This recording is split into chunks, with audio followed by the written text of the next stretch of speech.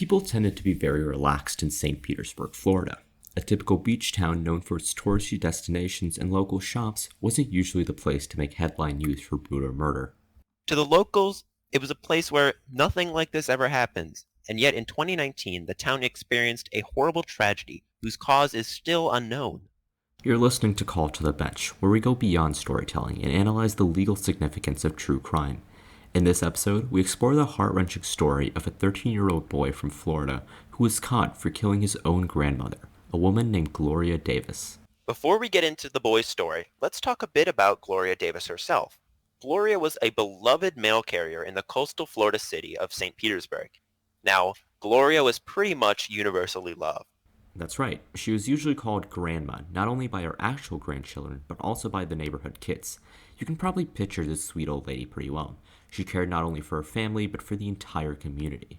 However, her life came to a tragic end in a brutal attack just days before Thanksgiving, when she was stabbed to death inside of her home. What made this murder even more shocking was the identity of the suspected killer, her 13-year-old grandson, Javerick Henderson Jr.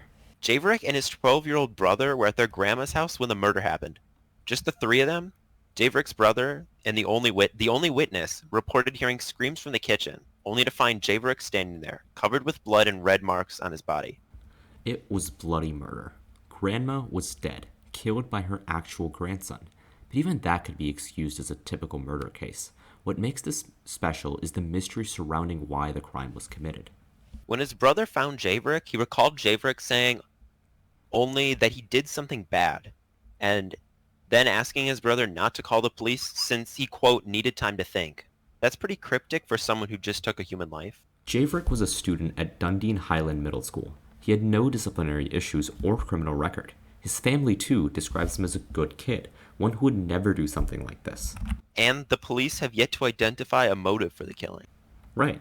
During his first court appearance, Javerick's mother left the courtroom sobbing, and his father was left reeling, trying to come to terms with the loss of both his mother and his son. What's odd is that Javerick was actually tried as an adult and found guilty for first-degree murder. Such an indictment is rare for a boy as young as Javerick, and so is appearing in adult court at just 13. The trial taking place in Florida may have been an explanation in itself. Florida was one of the first states to allow prosecutors to charge children in criminal court, rather than just juvenile court. According to the Department of Justice, it actually leads the nation in such trials. Floridian prosecutors generally have a low bar for crimes that can be considered severe enough to warrant such action. It's also interesting because national trends show a decrease in homicides committed by juveniles since the mid-90s, and children under 14 account for the lowest number of known juvenile killers. Yet, Floridian prosecutors have a low bar for crimes that can be considered severe enough to warrant criminal court. Bruce Bartlett, the chief assistant state attorney for the county where this happened, has defended this decision to try Javerick, the minor in question, in criminal court. According to him, the violence Javerick committed in his grandmother's death was, quote, tremendous. It's heartbreaking for Javerick's family, who are still reeling from the dual tragedies of losing their loved one and seeing Javerick tried as an adult. His father wants everyone to know that Javerick was a good child who never got into trouble, and the family is understandably grieving. This case raises questions about the juvenile justice system and whether minors should be tried as adults. Javerick claimed to feel suicidal at the time of the murder, even cutting his own hands multiple times that day. He also doesn't recall or say even understands why he committed the murder. Being tried as an adult may have significantly worsened Javerick's verdict, and it's possible that he would have received rehabilitation instead of jail time. This case has affected the small community where Gloria Davis used to live, and the neighborhood will never be the same. Thank you for listening to this episode of Call to the Bench.